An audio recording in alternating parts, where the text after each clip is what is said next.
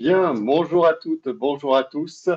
Euh, Avec ce beau soleil, nous avons pensé à la retraite, donc du coup, le PER. Donc aujourd'hui, nous accueillons Nathanaël qui va se présenter juste après sur une thématique, donc le PER, l'essentiel à connaître pour conseiller juste son client. Et bien évidemment, on parlera conseil client, mais on parlera également rémunération rapide, mais rémunération en tant qu'apporteur d'affaires, en tant que courtier en assurance sur cette thématique.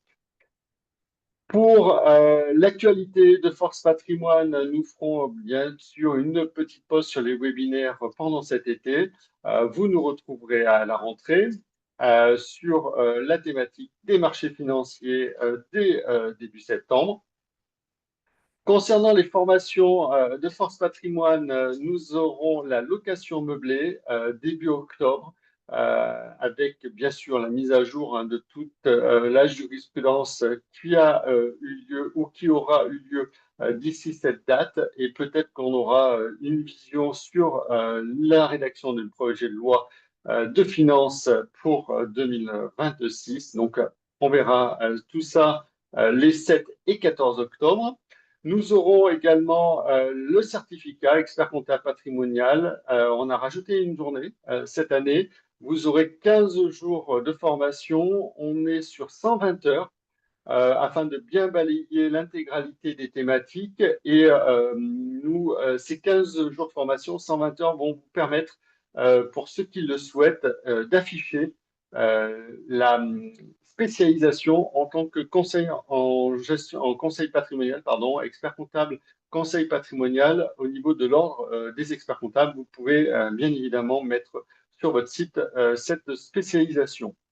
Et puis, donc, nous allons laisser la parole à Nathanaël qui va se présenter, qui va présenter Viplus, qui est notre partenaire du jour, et puis qui va rentrer dans le détail avec des exemples concernant le PV.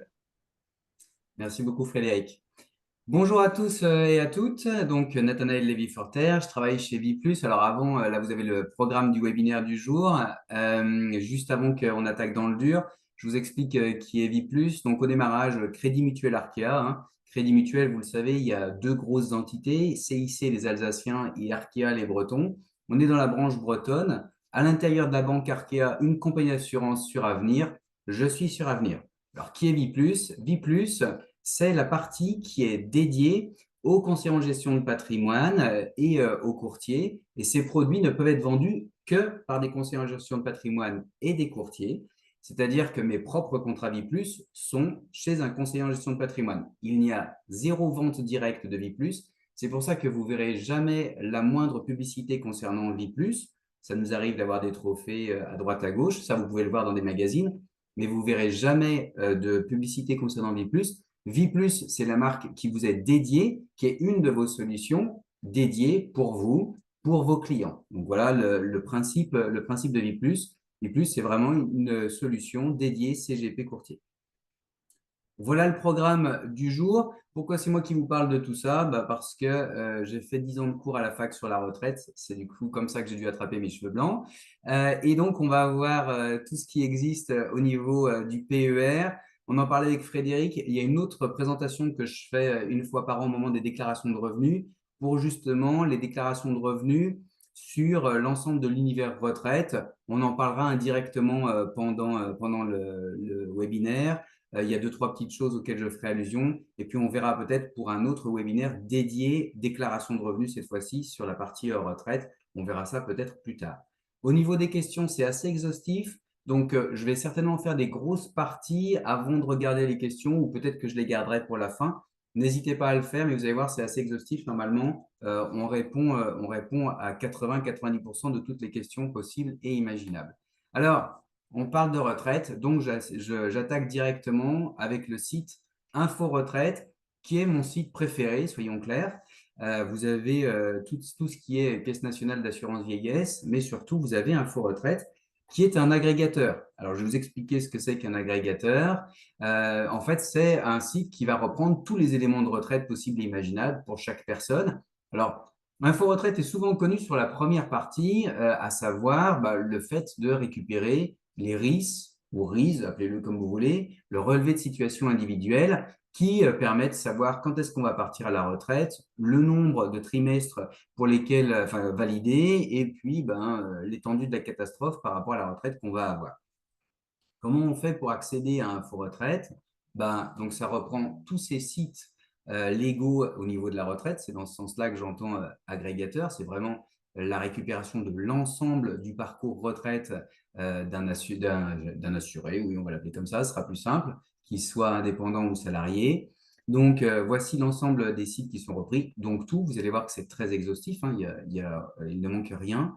Et comment on fait pour y accéder? Alors, soit avec France Connect, soit avec le numéro de sécurité sociale. Alors, à titre personnel, je n'ai jamais réussi à faire fonctionner correctement France Connect. En revanche, avec le numéro de sécurité sociale, ça fonctionne. Pourquoi je vous parle de ça? Parce que pour moi, Info Retraite est le site indispensable par lequel vous devez passer avec votre client quand vous voulez parler de retraite. Vous allez voir pourquoi et c'est indispensable de passer par Info Retraite. Donc, vous pouvez faire cette connexion avec votre client simplement avec son numéro de sécurité sociale. Il peut créer son mot de passe en direct. C'est quelque chose que je fais régulièrement avec des conseillers en gestion de patrimoine. En 3 minutes, montre en main, vous avez accès à Info Retraite avec votre client. Le numéro de sécurité sociale, normalement, tout le monde l'a avec soi, avec sa carte vitale. On crée le mot de passe et immédiatement, vous allez accéder à Info Retraite. Ça va vous permettre, comme je vous le disais, déjà de voir avec votre client l'étendue de la catastrophe sur le récapitulatif de carrière et notamment la récupération du nombre de trimestres où on en est et les premières simulations de retraite. Alors, vous savez, hein, surtout pour les femmes, qu'il manque toujours quelques trimestres, notamment les trimestres pour enfants qui n'apparaissent pas, mais ça peut permettre aussi de voir, concernant les relevés d'informations annuels, pardon, pas annuels, c'est le défaut de l'assureur, les relevés de situation individuelle, on va y arriver, les relevés de situation individuelle, ça va vous permettre de voir si déjà il y a des trous dans la raquette. Car il y a à peu près 66% des RIS ou RIS, appelez-les comme vous voulez, qui comportent des erreurs. Alors, ça peut être de petites erreurs qui ressemblent à quelques centimes à la fin sur la retraite, jusqu'à des erreurs vraiment importantes. Je vous rappelle que les RIS sont censés être envoyés à partir de 35 ans à n'importe quelle personne, et puis ensuite tous les 5 ans à date anniversaire. Tous vos clients qui en ont reçu, typiquement moi, les 2 premiers, je ne les ai jamais reçus, tous vos clients qui en ont reçu avant la fusion de la GIRC et de l'ARCO, notamment pour les salariés, je vous invite à leur dire de conserver les anciens RIS. Pourquoi? Parce que ça permet de détecter des erreurs. Vous savez qu'avant la fusion Agirc-Arco, les points Arco s'appliquaient à l'ensemble des salariés et les points Agirc uniquement aux cadres. Mon épouse, qui a toujours été cadre, il lui est arrivé, quand on voyait bien la distinction entre les points ARCO et les points AGIRC, dans certaines entreprises dans lesquelles elle a été, de n'avoir que des points AGIRC, ce qui est totalement impossible, puisque l'ensemble des salariés avaient tous des points ARCO et éventuellement des points AGIRC. Donc, on ne peut pas avoir que des points AGIRC seuls. Ça, je le vois sur ces anciens relevés de situation parce que j'ai la distinction. Depuis 2019, avec la fusion de l'AGIRC et de l'ARCO, comme je n'ai plus que des points Agirc Carco, je ne vois plus ce type d'erreur.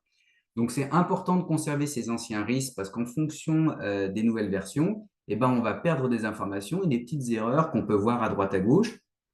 C'est important, il y en a beaucoup, hein, je vous dis. Le chiffre officiel, c'est 66% des risques qui sont faux, enfin, en tout cas, qui comportent des erreurs. Donc, il faut faire attention. Déjà, avec un client, de regarder le relevé de situation, ça peut permettre de voir des erreurs grossières. Il y en a aussi, comme au milieu d'une carrière dans une même entreprise, c'est le cas qu'avait eu ma mère, il manque une année complète, tant au niveau de la retraite sécurité sociale que de la retraite Agirc-Arco. Bon, là, tout de suite, on pointe du doigt et on dit, attendez, il y a quand même un petit souci, là, il va falloir qu'on fasse attention. Ça permet déjà de voir le plus gros. Ça, c'est la première chose.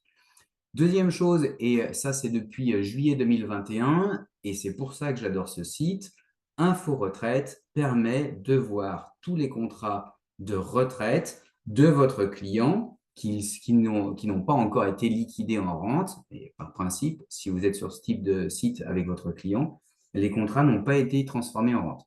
Ça reprend bien l'intégralité des contrats retraite qui existent. contrat Madelin, PER, préfonds Corem, Ségos, CRH, PERCO, article 83, PER sous toutes ses formes, article 82, article 39, fonds PEL, Carrel, ce qui est quand même ce qui est assez rare puisque c'est vraiment sur les élus locaux, et puis les retraites mutualistes du combattant. Donc, c'est vraiment l'intégralité des produits retraite que le client a. Le but du législateur, vraiment, à partir de juillet 2021, c'est de faire qu'il n'y ait plus de contrat en déshérence, sachant que l'ensemble des assureurs doit impérativement communiquer les informations à Info Retraite sous peine de sanction. Donc, hormis pour un nouveau contrat qui vient d'être mis en place et 2-3 bugs informatiques, à 98%, à l'instant T, vous avez l'ensemble des contrats retraite de votre client. Ainsi, avec Info Retraite, vous devenez le référent retraite de votre client. Et c'est ce qu'on va voir plus tard, et c'est pour ça que j'aime Info Retraite, c'est parce qu'avec cet outil, vous devenez véritablement le référent retraite de votre client. Il faut être le référent retraite de votre client. On le verra dans les interactions d'enveloppe, votre client a besoin d'un référent retraite à cause de ces différentes interactions. Ça se présente comment? Là, je vous ai pris clairement mon exemple. Vous avez l'ensemble des contrats de l'assuré et vous allez avoir surtout plusieurs informations importantes. Surtout, comme je vous le disais, par rapport à l'interaction des enveloppes, au sein de quelle entreprise se trouvent les contrats collectifs. On va voir cette notion de contrat collectif par la suite, mais ce que j'appelle contrat collectif, ça va être article 83 et puis PERCO et l'équivalent PER, PERECO, PERO. Contrat collectif, ça veut dire est-ce que ces contrats collectifs sont en cours en ce moment dans l'entreprise dans laquelle il est, ou alors c'était dans une entreprise dans laquelle le client était avant. Concernant notamment les articles 83, souvent on a de réelles découvertes parce que de nombreux salariés ignorent avoir eu un article 83. Tout simplement parce qu'au moment de leur intégration dans la société, on ne leur a pas expliqué qu'il y en avait un et on leur a fait signer tout un ensemble de papiers, notamment les clauses bénéficiaires, et ils ont cru que c'était de la prévoyance qu'ils signaient alors que c'était la partie retraite. Du coup, ils vont se mettre à découvrir de nouveaux contrats. Et comme vous le voyez, donc vous avez effectivement le détail de l'entreprise et la nature exacte du contrat. On le verra tout à l'heure quand on parlera de transformation ou de transfert de contrat. Sur mon cas, vous voyez bien que j'ai un PERP, donc on est sur une ancienne version, un PER, mais également un article 83 et un PERO. Et les fiscalités ne sont pas les mêmes, notamment en cas de rente unique, on le verra tout à l'heure. Ça, je l'ai récupéré sur Internet parce que je suis quand même assez bien mes contrats. C'est pour ça que c'est flou, c'est la seule image que j'ai trouvée. Mais surtout, quand on va cliquer sur le détail de ces contrats, on va avoir, dans certains cas, une information qui apparaît, ou je vous la lis parce que vous n'arriverez pas à la voir. L'organisme de gestion de retraite supplémentaire ne parvient pas à vous contacter. Nous vous invitons à le contacter en utilisant les coordonnées ci-dessous. Ça veut dire quoi? Ça veut dire que souvent, notamment sur le 83, comme les gens ignoraient qu'ils avaient un article 83, quand ils partent de l'entreprise, ils ne mettent pas les informations à jour, notamment si ils déménagent. Et donc, l'organisme d'assurance qui leur envoyait parfois un relevé d'informations annuel, je vais vous expliquer ce parfois, de toute façon ne peut plus l'envoyer puisque la personne n'habite plus l'adresse indiquée. Alors, pourquoi je dis parfois? Parce que la problématique de l'article 83, qui contribue à cette absence de connaissance de l'article 83, c'est que souvent, les relevés d'informations annuelles sont sur le site de l'entreprise et vous ne recevez aucun courrier concernant votre article 83. Donc, ça dépend des compagnies d'assurance, ça dépend comment ça a été mis en place. Et vous allez commencer à les recevoir le jour où vous partez de l'entreprise.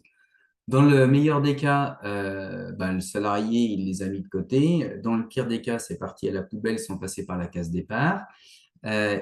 Surtout, comme il ne savait pas ce que c'était, il l'ignore complètement. Et le jour où il déménage, il ne prévient pas l'organisme ne peut plus le joindre. Et on se retrouve avec ce type d'information.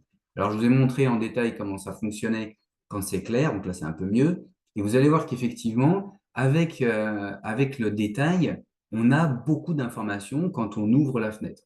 On a la notion de contrat collectif en haut à droite, la nature exacte du contrat, c'est ce qui va nous intéresser sur les différentes interactions d'enveloppe, l'entreprise à laquelle ce contrat collectif a été rattaché, là en l'occurrence pour moi, c'est un contrat qui est en cours, Tout de suite, ça me donne deux informations. Ça me donne une information sur l'interaction des enveloppes. Il va falloir que j'en tienne compte. Et puis, ça me donne une autre information qui sera importante aussi. Est-ce que ce contrat, je peux le transférer? Il s'agit d'un article 83 qui est dans l'entreprise dans laquelle je suis. Non, ce contrat-là n'est pas transférable. En tous les cas, pas tant que je suis dans cette entreprise. Ensuite, j'ai une autre information. J'ai l'encours au 31 décembre et j'ai la date d'adhésion. Là, on est vraiment sur la partie transfert qui va m'intéresser et on en parlera longuement tout à l'heure. Je vous ai fait deux, trois exemples. Une fois, on est sur un 83, une fois, on est sur un PERO. C'est la même chose avec les différentes dates. Voilà sur Info Retraite. Info Retraite est le site indispensable par lequel il faut commencer toute approche retraite avec un client. Et ainsi, vous apparaissez pour le client comme le référent retraite. Vous ne pourrez pas forcément avoir tous les contrats retraite de votre client. C'est impossible. Pourquoi? Parce que s'il a un article 83 dans son entreprise, typiquement si je prends une grande société, puisque je travaille aussi sur l'Auvergne comme Michelin, bon bah, j'ai pas les conseillers en gestion de patrimoine qui travaillent avec moi qui vont posséder l'article 83 de Michelin. C'est pas eux qui le détiennent, il est détenu chez AXA en direct, c'est pas eux qui le détiennent. En revanche, ils doivent le savoir sur les interactions d'enveloppe. Et puis, on va avoir d'autres contrats, on va avoir des contrats Madelin, et ça se transfère très, très bien. Il va y avoir des PERCO, ça se transfère aussi très, très bien, des PERP, etc. Tous les contrats qu'on va voir maintenant qui se transfèrent très bien. Mais il y a surtout la partie interaction d'enveloppe qu'il faut d'abord maîtriser, dire au client, il vous faut un référent retraite pour pouvoir déduire correctement les différents versements que vous allez faire sur un PER, par exemple. Alors ça, c'est l'univers de la retraite, de l'ensemble du PER, avant la loi Pacte, après la loi Pacte, mais qui perdure quand même. Donc, on va voir tout ça en détail. Ça, c'est la version simplifiée de avant-après, et je vais vous expliquer ce qui perdure. Avant la loi Pacte, on avait toute une série de contrats qu'on considérait comme individuels, Madeleine, Père, Préfond, Corem, Ségos, CRH. On va voir le détail de ces différents contrats juste après pour bien savoir ce que c'est. Et puis, deux contrats collectifs, PERCO, article 83 ou PERE, plan d'épargne retraite entreprise, qui reste l'ancienne version. Et vous allez voir qu'une des difficultés du PER, c'est à bien savoir si on est sur l'ancienne version ou si on est sur la version PER parce que les appellations se ressemblent et le souci de simplification qui avait été voulu par le législateur est beaucoup plus compliqué que prévu. Ces anciens contrats, on pouvait les souscrire jusqu'au 1er octobre 2020. À partir du 1er octobre 2019, le législateur a dit on va sortir un nouveau contrat qui sera la fusion de l'ensemble de ces contrats avec trois compartiments, un compartiment individuel et deux compartiments collectifs. Tous les PER, sans exception, ont les trois compartiments. En revanche, chaque assureur va décider de la commercialisation qu'il en fait. Typiquement, chez Viplus, en adhésion, j'insiste sur ce terme, en adhésion, nous n'avons que le compartiment 1. Il n'y a que le compartiment 1 qui est effectif, c'est-à-dire qu'en adhésion, on peut souscrire le compartiment 1. Les compartiments 2 et compartiment 3, je suis obligé de les avoir. Je suis très content de les avoir, vous allez comprendre tout de suite après. Je suis obligé de les avoir, mais ils ne fonctionneront chez moi qu'en transfert. Et donc, je pourrais récupérer des PERCO et des articles 83 PERE sur mon PER. Mais j'aurais ouvert mon contrat d'abord avec le compartiment 1 et le reste sera en transfert. Dit autrement, je ne peux pas mettre en place de PERECO ou de PERO au sein d'une entreprise. Alors, on parle de contrat individuel, on parle de contrat collectif, mais concrètement, qu'est-ce que ça veut dire? Et puis, en assurance, contrat collectif, ça veut dire encore autre chose. Alors, contrat collectif au sens assurantiel des choses, ça veut dire que quand je souscris un contrat, j'adhère à une association qui représente l'ensemble des assurés. Ça, c'est la notion assurantielle de collectif. Cette adhésion à l'association, elle peut être totalement gratuite. C'est le cas de mon Perrin. L'adhésion est totalement gratuite. Mais vous adhérez à une association qui représente l'ensemble des assurés. C'est le cas pour l'ensemble des produits retraite. Pourquoi? parce que l'ensemble des produits retraite, par défaut, sortent en rente. Par défaut, vous avez des possibilités de sortie en capital, mais par défaut, ils sortent tous en rente. Or, la rente engage l'assureur au niveau de ses fonds propres pour la pérennité de la rente. Si bien que si les conditions de marché font qu'il faut faire des modifications sur la rente, il faut que l'assureur puisse le faire sans aller voir chaque assuré pour lui dire est-ce que tu es d'accord? Non, du moment que l'association qui représente l'ensemble des assurés est d'accord et l'assureur sont d'accord, ils font la modification sur le contrat. C'est pour ça que ce sont tous des contrats collectifs au sens assurantiel. Alors, PERCO article 83, c'est des collectifs individuels, c'est un peu plus compliqué que ça, parce que ce sont des contrats collectifs, mais mis en place dans une relation avec une seule entreprise, donc c'est un peu plus compliqué à changer, mais c'est quand même possible aussi. Madelin, Père Préfond, Corem, Ségos, CRH, ce sont donc des contrats collectifs au sens assurantiel, mais individuels dans leur adhésion. C'est-à-dire que si moi, personne physique, je corresponds aux différentes règles de ces différents contrats, je vais pouvoir souscrire seul. Alors qu'un PERCO ou un article 83, je ne pourrais souscrire qu'à travers une entreprise. Si je vais voir un assureur et que je dis je veux faire un PERCO, il va me dire très bien, c'est pour quelle entreprise? Si je lui dis je veux faire un PERC, il me dit il n'y a pas de souci. Alors, je ne peux plus lui dire ça de toute façon, puisque ces contrats-là, on pouvait les souscrire jusqu'au 1er octobre 2020. À partir du 1er octobre 2019, le législateur a fait cohabiter avec ces contrats les PER. Et à partir du 1er octobre 2020, le législateur a dit dorénavant, on ne pourra souscrire que la version PER, mais les anciens contrats perdurent.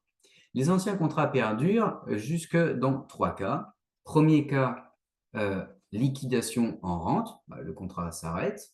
C'est la, entre guillemets, la mort naturelle du contrat, même si le terme est peut-être un peu violent. C'est la fin naturelle du contrat et j'ai pu continuer à verser dessus et bénéficier des différents mécanismes de ces contrats jusqu'au terme. Deuxième hypothèse, la compagnie d'assurance a décidé de transformer ce Madelin, par exemple, en version PER.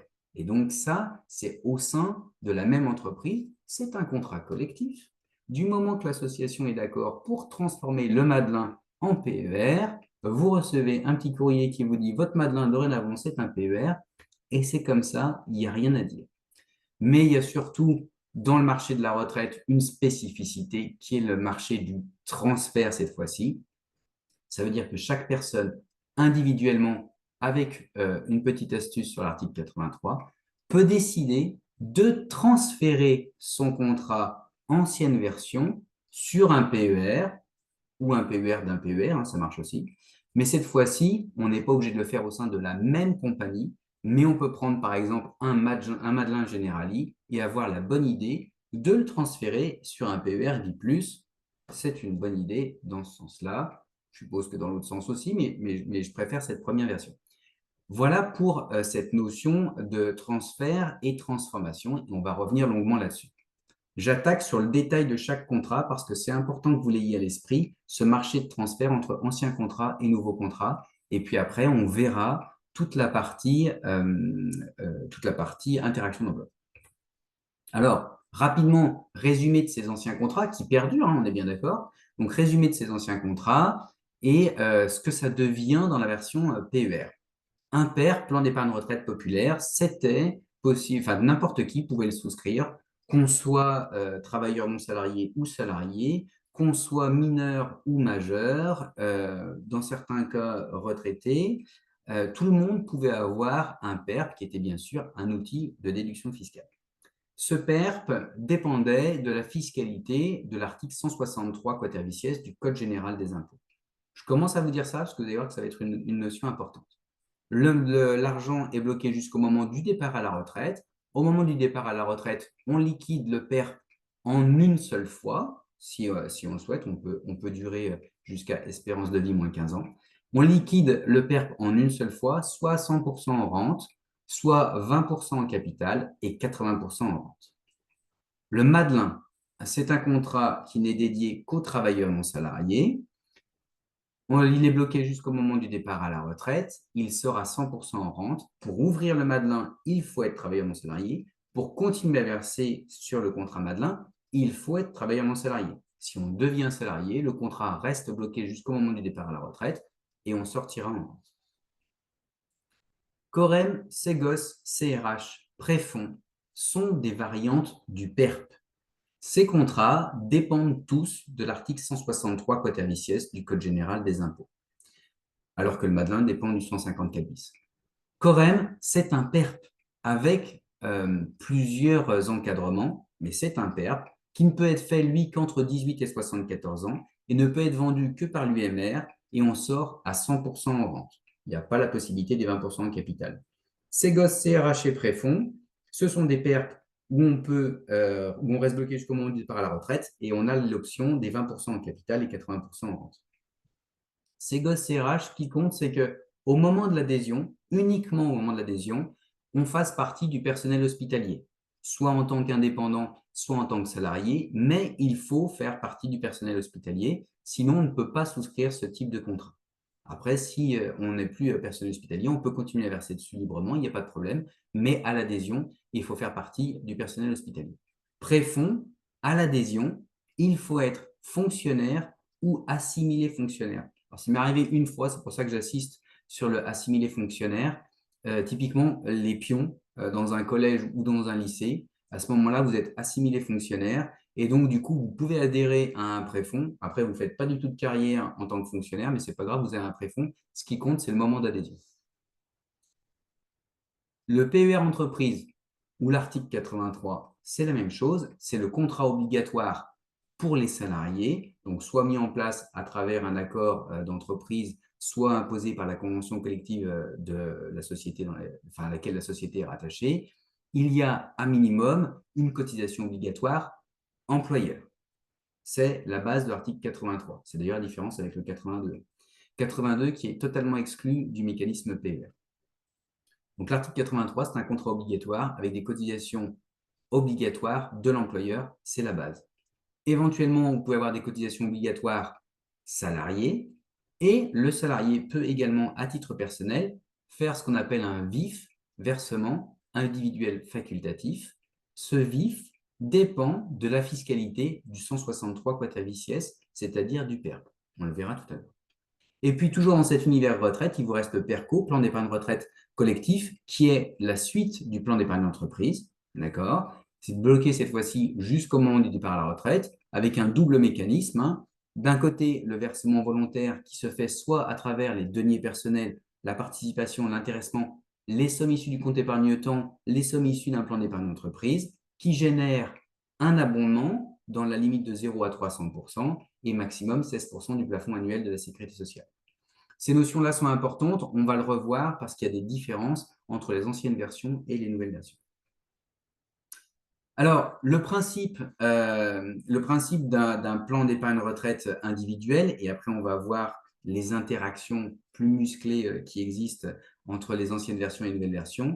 Sur la partie compartiment 1, c'est-à-dire tout ce qui va être Madelin, PERP, Préfonds, Corem, Ségos, CRH ou Perrin au sens large, c'est-à-dire 163 quatervicies, 154 bis, ce sont des outils de déduction fiscale, ni plus ni moins. Si je prends la partie PER 163 quatervicies, c'est-à-dire équivalent PERP, le principe, c'est que mon versement va me permettre de faire de la déduction fiscale. Comme on est sur de la déduction fiscale, c'est-à-dire diminution de ma base imposable, eh bien, et je ne dépends pas des plafonds de déductibilité fiscale, puisque ce n'est pas de la réduction, mais de la déduction fiscale. Donc, je peux, entre guillemets, dans la limite de mon disponible, faire ce que je veux. D'accord? Le principe, c'est quoi? C'est de la déduction fiscale, ça veut dire quoi? Comment on le résume pour un client quand on veut lui présenter simplement? On dit, bah voilà comment se décompose votre impôt sur le revenu. Là, j'ai pris le cas d'un salarié célibataire avec 100 000 euros de revenus net de frais professionnels, c'est important sur mon disponible 163, on le verra plus tard. Et voilà comment s'appliquent les tranches d'imposition. Je ne vais pas vous l'expliquer à vous, experts comptables, qui maîtrisez pleinement. Si je décide de verser 10 000 euros, eh ben, je vais avoir un gain dans ma tranche à 41% ici de 4 100 euros. Ça veut donc dire que l'effort d'épargne de mon client est de 5 900 euros. Pourquoi? Parce que soit il paye les 4 100 euros au niveau des impôts, soit il diminue ses impôts de 4 100 euros, mais dans les deux cas, il fait un gain, enfin, il fait un effort d'épargne, pardon, de 5 900 euros. Ça va être la seule comparaison, le slide d'après que je vais faire avec l'assurance vie, qui est une comparaison, j'allais dire, technique. En aucun cas, je ne ferai de comparaison entre un PER et de l'assurance vie, d'accord, sur la nature même des contrats. C'est-à-dire qu'un PER, c'est bloqué jusqu'au moment du départ à la retraite et il y a un gain fiscal, alors que l'assurance vie, c'est disponible immédiatement et vous avez plutôt un aspect patrimonial, même si d'une certaine manière, le PER aura aussi un aspect patrimonial, on le verra tout à l'heure. Mais ce qui m'intéresse là en termes de comparaison, c'est de montrer ce qu'on appelle l'effet de levier. Je vous explique ça tout de suite. Comme je vous le disais, dans les deux cas, j'ai une capacité d'épargne de 5 900 euros. Soit je décide de faire de l'assurance vie, et donc du coup de payer les 4 100 euros d'écart aux impôts, soit je décide de faire un PER, et donc du coup les 4 100 euros que je devais donner aux impôts, ben, je les mets dans mon PER. C'est ça l'effet de levier, ni plus ni moins. L'idée, c'était de savoir si c'était intéressant cet effet de levier en prenant un rendement actuariel de 2% sur différentes durées et en regardant la fiscalité de sortie des différents contrats. Parce que sur de l'assurance vie, bah, mes sommes versées ne donnent pas lieu à déduction fiscale, donc ne sont pas taxées à la sortie, mais je vais avoir une fiscalité avantageuse sur ma plus-value, alors que le PER, les sommes que je verse, vont me permettre de faire une déduction fiscale, mais seront réintégrées à mon impôt sur le revenu au moment de la sortie. Dans l'exemple que je fais un exemple pur, c'est-à-dire que je verse en une seule fois et je récupère au bout de 10 ans, 20 ans ou 30 ans. Comme je ne suis pas un banquier, excusez-moi l'expression, de bas étage, je vais appliquer le même taux d'impôt sur le revenu entre l'entrée et la sortie. Parce que si je m'amuse à vous dire, je déduis à 41 et je sors à 30, évidemment, mon effet de levier est plus important. Mais moi, je travaille avec des consignations de patrimoine. Or, les consignations de patrimoine n'ont pas vocation à dire à leurs clients, ce qui est chouette, c'est qu'avec moi, au moment du départ à la retraite, soyez rassurés, votre taux d'imposition va considérablement baisser parce que vous aurez perdu beaucoup d'argent et de pouvoir d'achat. Non. Si on arrive à maintenir un bon niveau, alors on pourra le faire à travers de la défiscalisation, mais si on reste sur une TMI à 41% à la retraite, la vie est belle, on a bien fait le travail, on a bien enrichi son client et c'était le but. Et donc, du coup, on reste sur une TMI élevée. Donc, je ne vais pas faire ce type d'écart. Ce qui m'intéresse, c'est vraiment de faire j'ai déduit à 41, je sors à 41. Et en fait, là, ce que vous voyez sur les différentes hypothèses, c'est que même en prenant ce cas-là, eh ben, comme j'ai eu bien évidemment plus de plus-value puisque mon capital de départ était plus élevé, même sur un rendement à 2%, parce que ce n'est pas la peine de se faire des hypothèses farfelues, même avec une plus-value taxée à la flat tax, eh ben, je vais quand même être gagnant à chaque fois avec mon PER au niveau de la plus-value. Seule comparaison que je fais avec l'assurance vie, juste pour que vous puissiez avoir, puisque vous aurez les slides, une présentation rapide à un client de la notion d'effet de levier. Mais évidemment, uniquement quand on a les capitaux qui sont faits pour et une stratégie retraite en complément de sa liquidité permanente. De toute façon, comme c'est un outil de déduction fiscale, c'est pas un contrat qui est fait pour des gens qui payent quasiment pas d'impôts, voire pas d'impôts du tout. Je fais le même exemple sur une tranche marginale d'imposition à 30. Même chose, on voit que l'effet de levier reste suffisamment important et que dans ce cas-là, ça reste toujours plus avantageux, encore une fois, en termes d'effet de levier par rapport au PER. Et pour la petite histoire, on fait la même chose en faisant du 41 et du 30% en termes de présentation et le résultat reste le même. C'est toujours l'effet de levier suffisamment important. Évidemment, je ne m'amuse pas à faire ce type d'exemple sur quelqu'un qui est sur une TMI à 11%, ça ne sert à rien. Et puis, alors, quelqu'un qui n'aurait carrément pas d'impôt, ce n'est pas fait pour un outil de défiscalisation, ce n'est pas fait pour. Alors, cette fois-ci, on attaque dans le dur les véritables interactions entre les anciens contrats, les nouveaux contrats, et on va voir après, on va faire des focus au sein des nouveaux contrats. Là, soit un assureur décide de faire une transformation d'un ancien contrat, soit moi, personne physique, je décide de faire un transfert de mon ancien contrat vers un PER. Quand je suis dans un Madelin, je dépends de la fiscalité de l'article 154 bis pour les Madelins non agricoles, 154 bis OA pour les Madelins agricoles, mais j'appelle ça quand même un Madelin ou un Madelin agricole. Quand je vais me retrouver dans un PER, je ne vais pas pouvoir rappeler ça à Madelin parce que sinon on va avoir une confusion. Donc, comment on va faire? On va se rattacher aux articles du Code général des impôts pour savoir ce qu'on fait. Si bien que si je transforme ou transfère un Madelin sur un PER, dorénavant, on parlera de PER 154 bis ou 154 bis OA, suivant qu'on est sur un Madelin ou un Madelin agricole. Comme je vous le disais tout à l'heure, père préfonds Corem Ségos CRH, c'est de l'article 163 quatervicies du Code général des impôts. Transfert ou transformation sur un PER, on sera sur du PER 163 quatervicies. Et puis, le législateur a inventé un nouveau compartiment sur la partie PER, un compartiment non déductible, alors que les contrats historiques dont on parlait étaient forcément déductibles de l'impôt. Là, cette fois-ci, le législateur rajoute un compartiment non déductible, hormis un cas très précis. Est-ce que ce compartiment non déductible est intéressant? Alors, petite précision d'abord sur ce qui est déductible. Quand je suis dans mon PER 154 bis, 154 bis OA, 163 quatervicies, au niveau de mes versements, c'est exactement la même fiscalité et la même déductibilité que du Madelin, du père, du préfonds, du Corem, du Ségos, du CRH. En revanche, au niveau de la sortie, soit je vais pouvoir sortir en vente avec une fiscalité légèrement différente et plus avantageuse que les Madelin, père, préfonds, Corem, Ségos, CRH, soit je vais pouvoir sortir cette fois-ci en capital et à la différence du père, je vais pouvoir sortir en capital fractionné autant de fois que je le veux, sous réserve que l'assureur l'ait prévu dans son contrat. Si je vous en fais l'apologie comme ça, c'est bien évidemment que mon contrat le permet librement. Et là, cette fois-ci, je vais pouvoir sortir et récupérer les sommes en capital en autant de fois que je le souhaite. Cette fois-ci, quand je le récupérerai, c'est ce qu'on a vu précédemment, ce sera réintégré. On va faire la distinction entre les sommes versées et la plus-value. Les sommes versées seront réintégrées à l'impôt sur le revenu, d'où l'importance de pouvoir fractionner le plus possible pour ne pas exploser sa tranche marginale d'imposition. Et la plus-value sera taxée à la flat tax. Alors, je fais exprès de dire flat tax plutôt que de dire 30%, puisqu'il y a toujours le choix, au lieu de prendre le 12,8%, que ce soit de l'impôt sur le revenu.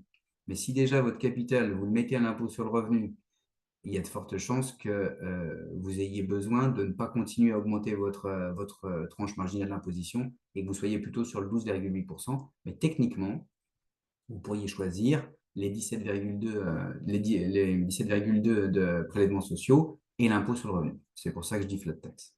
OK, très bien. Bon, l'intérêt du non déductible, si je verse sur du non déductible, je ne déduis pas. Donc, quand je vais récupérer l'argent, il n'y aura pas de réintégration à l'impôt sur le revenu. En revanche, là, on va faire une comparaison directe avec l'assurance vie. Dans ce cas-là, l'argent est bloqué jusqu'au moment du départ à la retraite. Alors que sur mon assurance vie, je n'ai pas d'effet de déduction fiscale aussi, mais l'argent n'est pas bloqué, je peux le récupérer à n'importe quel moment.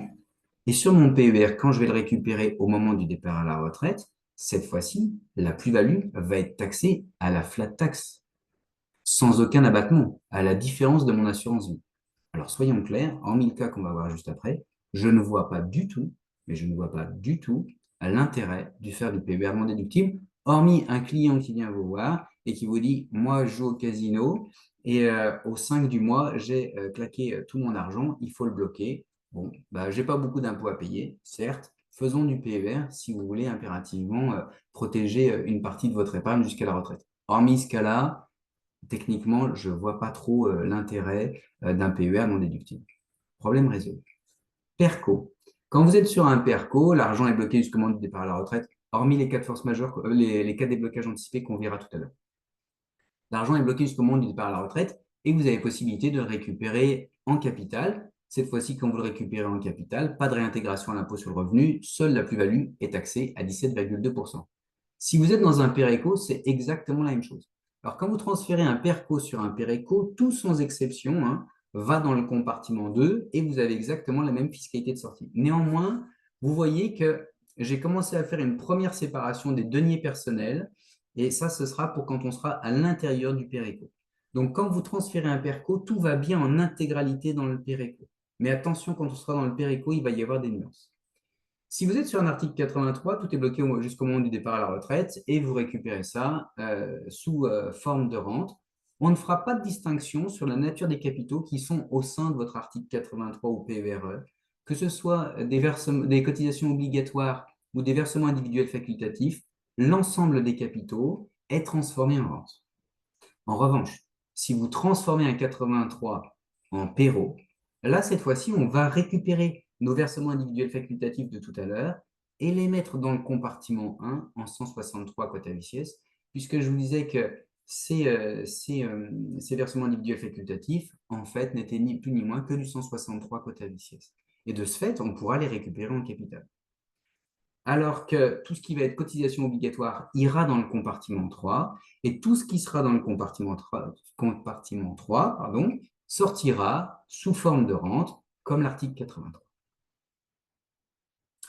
Alors, je fais des petits focus. Je vous l'ai déjà dit, les focus de fiscalité, je vais vous les montrer, je vous ai déjà expliqué ça juste avant. Comment ça se passe? Vous avez mis la fiscalité du compartiment 1, suivant qu'on est sur des versements déductibles ou non déductibles, mais c'est ce que je viens de vous dire juste avant. Compartiment 2. Cette fois-ci, je ne suis plus dans un PERCO, je suis dans un PERECO. Tout ce qui va être intéressement, participation, somme issue des comptes épargne-temps et abondement va dans le compartiment 2. En revanche, les versements volontaires, ici mes deniers personnels, eux, vont dans le compartiment 1. Et au moment où je vais faire mon versement volontaire issu de mes deniers personnels, on va me donner le choix de faire du déductible ou du non déductible. Et c'est là que le non déductible peut avoir du sens. Quand les PER sont sortis, il nous manquait pas mal de textes, on a fait entre guillemets un peu rapidement. Et le problème que j'ai aujourd'hui sur mon PER, comme 99% du marché, c'est que c'est la même gamme financière sur les 3 compartiments. Or, si c'est la même gamme financière, si on met du versement déductible dans le compartiment 1, alors suivant que je suis travailleur non salarié ou salarié, je vais avoir le choix entre le 163 et le 154 bis, puisque tous les chefs d'entreprise de moins de 250 salariés ont droit aussi au PERCO et donc peuvent faire un versement volontaire en 154 bis. Donc, le problème, c'est que si j'ai la même gamme financière et que je fais du versement déductible et que j'ai de l'abondement, quand je vais vouloir récupérer de l'argent, je le ferai au prorata des compartiments et je ne pourrai pas piocher dans chaque compartiment comme je veux. Or, je vous disais, dans le compartiment 1, il y a réintégration à l'impôt sur le revenu si je suis en déductible, alors que dans le compartiment 2, il n'y a pas de réintégration à l'impôt sur le revenu. On est en train de faire un développement informatique, justement, pour ne plus avoir cette contrainte. C'est un gros développement informatique que j'espère avoir l'année prochaine pour ne plus avoir cette contrainte. Mais c'est le seul cas où je dis, attention, 99% de la place est dans la même situation que moi. Si vous faites du déductible et du non déductible, vous n'aurez pas de PER pur, entre guillemets, sans réintégration à l'impôt sur le revenu. Donc, j'invite les gens à continuer à faire du non déductible sur les PERECO pour avoir un PER où, quand ils vont récupérer l'argent, il n'y a pas de réintégration à l'impôt sur le revenu dans le compartiment 1, il n'y a pas de réintégration à l'impôt sur le revenu dans le compartiment 2. Et on verra ça, ça a surtout du sens quand on va avoir le cas de déblocage anticipé de l'achat de la résidence principale, de ne pas avoir de réintégration à l'impôt sur le revenu au moment où on va débloquer ces sommes. D'accord? C'est le seul intérêt pour moi du non déductible, mais qui est lié à une contrainte technique, soyons clairs. Une fois que la contrainte technique est soulevée, il n'y aura plus d'intérêt à faire du non déductible. On est en train de résoudre ce problème. C'est de l'informatique, je me garde bien des dates. Mais c'est pour ça que je préfère faire ce focus sur le PERECO. Dites-vous bien que c'est le cas de tout le monde. Moi, je suis sur un PER assurance. Les PERCO, donc l'ancienne version, sont tous des PERCO compte-titres. Quelle différence entre les deux et du coup, quel intérêt de transférer ou non? J'ai un PERCO au sein de mon entreprise, c'est forcément un compte-titre. Ça veut dire quoi? Ça veut dire que je n'ai pas de fonds euros. C'est-à-dire que j'ai une gamme financière qui est restreinte. Et ça veut dire qu'en cas de décès, c'est droit de succession sans passer par la case départ. Moi, j'ai un PERECO assurance vie. Ça veut dire qu'à l'intérieur, j'ai un fonds euro, j'ai 1150 fonds. Et en cas de décès, on le reverra tout à l'heure, je vais avoir la fiscalité du 990I ou 757B suivant le moment où je vais décéder. Est-ce que j'ai beaucoup de questions à me poser sur un transfert entre un PERCO et un PERECO? Non, je viens de vous donner la solution. En fait, les percos, vous les transférez. Pourquoi on conserverait un perco? Le seul intérêt, c'est si j'ai un titre de société à l'intérieur et que je suis sur une société qui va exploser et où j'ai tout intérêt à conserver ce titre. Sachant que, en réalité, si je suis dans l'entreprise, je peux quand même transférer mon perco. Parce qu'un perco, ça se transfère à n'importe quel moment la première fois, même si je suis dans l'entreprise. On parle de transfert, mais en réalité, on devrait parler de vidange. C'est-à-dire que le perco reste en place au sein de l'entreprise, mais je prends tous les actifs qu'il y a à l'intérieur et je le mets sur le péréco que j'ai à travers mon PER individuel. Mais rien ne m'empêche après de continuer à verser dessus. Et au bout de 3 ans, par rapport à cette première vidange, excusez-moi l'expression, par rapport à cette première vidange, eh ben, je vais pouvoir tous les 3 ans vider à nouveau. Alors, je vous parlais de titres d'entreprise. Alors, parfois, c'est bien quand vous avez des titres d'entreprise. Pour la petite histoire, ma femme est chez Orange. Alors, quand vous avez de l'abondement avec des actions Orange, il y a des périodes, si vous pouvez partir à travers un transfert, c'est mieux.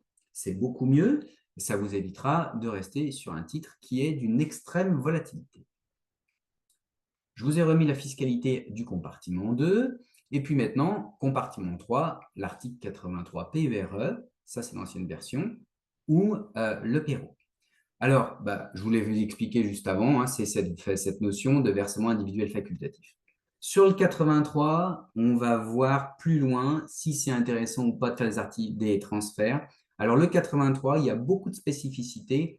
Le mieux, c'est jamais de se lancer comme ça. Je ne schématise jamais le transfert d'un article 83. Il faut regarder beaucoup de choses, notamment la fiscalité d'essai d'un article 83 est la plus avantageuse qui soit, puisque c'est totalement exonéré, hein, puisque ce qui compte, c'est tout ce qui a été versé avant 70 ans, c'est la cotisation, hein, on est comme sur de la prévoyance.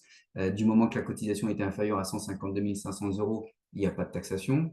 Autant vous dire que des cotisations à 152 500 euros, sur un article 83, ça ne va pas vous arriver souvent, hein, puisqu'il y a une limite qui fait que c'est impossible. Donc, c'est totalement exonéré pour les bénéficiaires. Sauf que la problématique du 83, c'est que vous êtes obligé, par la plupart des contrats, de transformer en rente. Donc, cet intérêt en termes de décès est limité dans le temps. C'est la première chose. Deuxième chose, sur les articles 83, mais c'est en train d'être remis en cause par rapport à une loi qui est passée fin de l'année dernière, il y a des possibilités encore d'avoir des tables de mortalité garanties, genrées, donc une différence entre les hommes et les femmes, qui n'existe plus. Alors, à l'appréciation de chaque assureur sur le stock ou uniquement sur les nouveaux versements. Donc, ça nécessite une analyse importante. Et enfin, on le verra après, sur la notion de rente unique, la fiscalité n'est pas la même entre un article 83 et un PERO. Donc, je ne peux pas vous dire automatiquement, c'est mieux de transférer un 83 sur un PERO, la différence du PERCO-PERECO. Ce n'est pas possible, il faut étudier à chaque fois. Alors, j'ai créé des outils qui permettent de faire des comparaisons. Sur le 83, on les étudie ensemble, il n'y a pas de souci, via Mahaka. Vous venez m'envoyer des mails et on travaille sur les sujets, il n'y a pas de souci. Mais on le décortique, on ne peut pas schématiser ce type de transfert, il faut vraiment travailler dessus et vous allez comprendre tout à l'heure avec la notion de rente unique. Encore une fois, je vous ai mis la fiscalité. Compartiment 1, Madeleine Père, Préfonds, Corem, Ségos, CRH ou PER individuel, vous le transférez à n'importe quel moment sans aucun problème, que le contrat, entre guillemets, soit actif ou non, il n'y a pas de problème, ça se transfère du moment qu'il n'a pas été transformé en rente. Compartiment 2, Perco, on l'a vu, on peut le transférer même quand on est dans l'entreprise, pas de débat. Compartiment 3, article 83, il faut impérativement, au Perro, être partie de l'entreprise pour avoir droit de transférer ce contrat. D'où l'importance, j'en reviens à mon info retraite, de voir dans quelle entreprise cet article 83 ou ce PERO est rattaché. Dans mon cas sur Avenir, pas de transfert possible. C'est l'entreprise dans laquelle je suis. Je ne peux pas transférer mes 83 tant que je suis dans cette entreprise, ce qui est prévu pour durer encore un petit moment. Alors, il y a une petite nouveauté qui existe depuis octobre 2024, c'est que les frais de transfert sur ce que j'appelle les anciens contrats, Madeleine Père, Préfonds, Corem, Ségos, CRH et article 83, je vais vous parler du PERCO après, pouvaient avoir des frais de transfert jusqu'à 5% maximum. Chaque assureur choisissait ce qu'il voulait faire. La plupart du temps, la moyenne du marché était à 2%, mais de temps en temps, on trouvait des 5% de frais de transfert pendant 10 ans dans la compagnie d'assurance. Explication. J'ai ouvert un contrat Madeleine en 2000 Et puis, en 2017, je l'ai transféré dans une autre compagnie. Le contrat avait plus de 10 ans, pas de frais de transfert. En revanche, dans la nouvelle compagnie, ce qui compte, c'est le moment où l'argent est arrivé dans la nouvelle compagnie, donc il faudra attendre 2027. Ces frais pouvaient aller jusqu'à 5%. Dorénavant, ils sont plafonnés à 1%. Mais la règle des 10 ans perdure. Sur un PER, les frais de transfert maximum sont de 1%, mais la durée est de 5 ans dans la compagnie. Donc, ce qui veut dire qu'on peut rapidement ne plus avoir de frais de transfert. Pourquoi je ne vous parle pas du PERCO? Parce que le PERCO était un contrat qui était intransférable. Il n'avait donc pas de frais de transfert. Donc, si vous avez un PERCO, l'ancienne version, et vous faites un transfert et que soudain des frais de transfert apparaissent, il va falloir m'expliquer comment vous voulez faire pour mettre des frais sur un contrat qui était intransférable et qui n'en prévoyait pas. Dans ce cas-là, c'est qu'il y a un petit loupé. Expérience personnelle. Voilà. Le PER, comme l'ensemble des contrats retraite, est bloqué jusqu'au moment du départ à la retraite, sauf cas de déblocage anticipé. Pour l'ensemble des compartiments, on a 5 cas de déblocage anticipé ou de rachat exceptionnel, accident de la vie, appelez-le comme vous voulez, qui sont les mêmes que les anciens contrats avec des petites nuances. Les petites nuances, c'est quoi? C'est l'expiration des droits à chômage et sont un cas de déblocage anticipé sur tous les contrats, que ce soit du PERP ou la version PER. Sauf que dans le PERP, il fallait impérativement que le chômage soit dû à une perte involontaire d'emploi. Alors que dans le PER, même si c'est une rupture conventionnelle, ça ne pose pas de problème, c'est un cas de déblocage anticipé. Ce qui veut dire que de temps en temps, on peut être amené à transférer un PERP sur un PER parce qu'on sait qu'on s'approche d'une expiration de droit à chômage due à une rupture conventionnelle et que dans le PERP, si l'assureur applique correctement la loi, je ne pourrais pas avoir ce cas de déblocage anticipé. Cessation de l'activité non salariée suite à une liquidation judiciaire, c'est le pendant d'expiration des droits à chômage pour un travailleur non salarié. Les cas d'invalidité sur les anciens contrats étaient limités à l'assuré, donc on parle bien de deuxième, troisième catégorie, 66% d'invalidité ou trois des activités de quotidien, c'est-à-dire ne plus se laver, s'habiller, se nourrir et se déplacer seul. Il y en a 3 sur 4 que vous ne pouvez pas faire, vous êtes en invalidité troisième catégorie. Donc ça, sur les anciens contrats, c'était uniquement l'assuré. Sur le PER, les enfants de l'assuré ou son conjoint ou partenaire de PACS génère également un cas de déblocage anticipé. Décès du conjoint ou du partenaire de PACS, situation de surendettement, pas de problème, ce sont des cas de déblocage anticipé. Petite nouveauté sur les PER, les PER étaient possibles pour les mineurs jusqu'en 2024. Donc, les mineurs qui avaient un PER, cas de déblocage anticipé, s'ils ont moins de 18 ans, on peut récupérer l'argent. Mais bon, généralement, quand vous avez fait un PER pour un mineur, c'est parce que vous aviez une catégorie socio-professionnelle plus, et que vous vous étiez servi du versement que vous avez fait pour ce mineur pour continuer à faire de la déduction fiscale parce qu'il est rattaché à votre foyer fiscal. Si vous faites un cas de déblocage anticipé, il y a réintégration fiscale. Je ne suis pas sûr de l'opération, soyons clairs. Et puis, il y a un cas de déblocage anticipé qui, lui, n'est limité qu'au compartiment 1 et compartiment 2, et c'est le fameux achat de la résidence principale dans la limite de l'apport personnel, d'accord? Et cet achat de la résidence principale supporte à la sortie la fiscalité des différents compartiments. Si vous êtes sur le compartiment 2, pas de réintégration à l'impôt sur le revenu, seule la plus-value est taxée à 17,2%. Vous êtes sur le compartiment 1 en déductible, réintégration à l'impôt sur le revenu pour les sommes versées, la plus-value est taxée à la flat tax de 30. D'où ma problématique du PERECO avec la même gamme financière, où si j'ai fait du déductible et de l'abondement, je vais quand même avoir une partie de réintégration à l'impôt sur le revenu, d'où l'importance, surtout quand on met en place un PERECO pour se dire qu'on va avoir des cas de déblocage anticipé au titre de la résidence principale, de faire du non déductible. On est en train de travailler sur la solution, mais ça nécessite un gros développement informatique. Et je vous dis, 99% du marché est également dans cette situation. En fait, à ma connaissance, j'ai qu'un seul concurrent qui a un PERECO bancaire, qui a 3 gammes financières, mais je pense que c'est un accident puisqu'ils n'en parlent jamais de cette option qu'ils ont. Comment ça se passe au niveau des accidents de la vie? Donc, hormis le cas de la résidence principale où on va appliquer la fiscalité de sortie, les accidents de la vie, si vous êtes sur les anciens contrats, Perte Madelin, Préfonds, Corem, Ségos, CRH, article 83, il y a une totale exonération des sommes récupérées. Si vous êtes dans la version PER, la plus-value sera quand même taxée à 17,2%. Vous êtes dans le cas de la résidence principale, on applique la fiscalité des deux premiers compartiments en fonction de la nature des fonds. D'accord? Euh, c'est exactement ce que je viens de vous dire. Je vous ai mis une fiche de synthèse de toutes les fiscalités en fonction des différents compartiments. Et comme ça, vous pouvez l'avoir avec vous quand vous avez un doute, ça vous fait un petit pense-bête. C'est tout ce qu'on a vu précédemment, mais que j'ai mis en fiche de synthèse sur un seul slide. Alors, la notion de rente unique, sur l'article 83, je reviens sur la notion de rente unique. À partir du moment où la rente des contrats qui sortent obligatoirement en rente est inférieure à 110 euros par mois, l'assureur a la possibilité de donner ce qu'on appelle la rente unique, c'est-à-dire une sortie en capital. Alors, c'est quoi les contrats qui sortent obligatoirement en rente? Madelin, Père, Préfonds, Corem, Ségos, CRH, article 83, Perrault.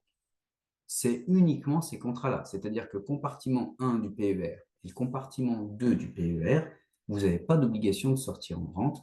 Donc la fiscalité de la rente unique, vous oubliez, c'est impossible.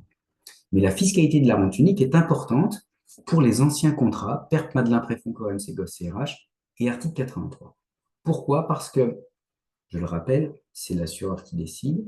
L'assureur regarde la rente que vous allez avoir, c'est une rente inférieure à 110 euros par mois. L'assureur vous dit, plutôt que de vous donner une rente de 85 euros par mois, brut, ce que je vais faire, c'est que je vais vous donner les 20 000 euros de capital. En une fois, c'est ce qu'on appelle de la rente unique. Je vous donne les 20 000 euros, puis vous vous débrouillez et on se quitte bons amis. Comment ça se passe je fais un focus spécial sur le 83, vous allez comprendre pourquoi. Comment ça se passe sur un article 83 quand moi, assureur, je décide de donner les 20 000 euros plutôt qu'une rente inférieure à 110 euros par mois? Ben, sur les 20 000 euros de capital, on va appliquer 10-10 de prélèvements sociaux. 10-10 parce que, à la différence du Madelin, du Père, du Préfonds, du Coram, du Ségos, du CRH, qui ont que 9-10 de prélèvements sociaux, j'ai les 1 point au titre de la santé collective sur un article 83. Mais parce que c'est un contrat collectif, le 83, alors que les autres sont des contrats individuels, donc ils n'ont pas les 1 point de santé collective. 10-10 de prélèvements sociaux sur mes 20 000 euros. Et puis, au niveau fiscal, l'assuré a le choix entre, pour le reliquat, la réintégration à l'impôt sur le revenu après un abattement de 10% ou le choix du prélèvement forfaitaire de 7,5%. Et si on fait les 10-10 de prélèvements sociaux, l'abattement de 10% et le choix du 7,5%, ça me fait une taxation globale de 16,85. Dans mon exemple, l'assuré à 20 000 euros, il récupère 16 630 euros net de toute fiscalité. Au niveau de la déclaration de revenus, il faudra faire attention, mais c'est le webinaire dont je vous parlais tout à l'heure.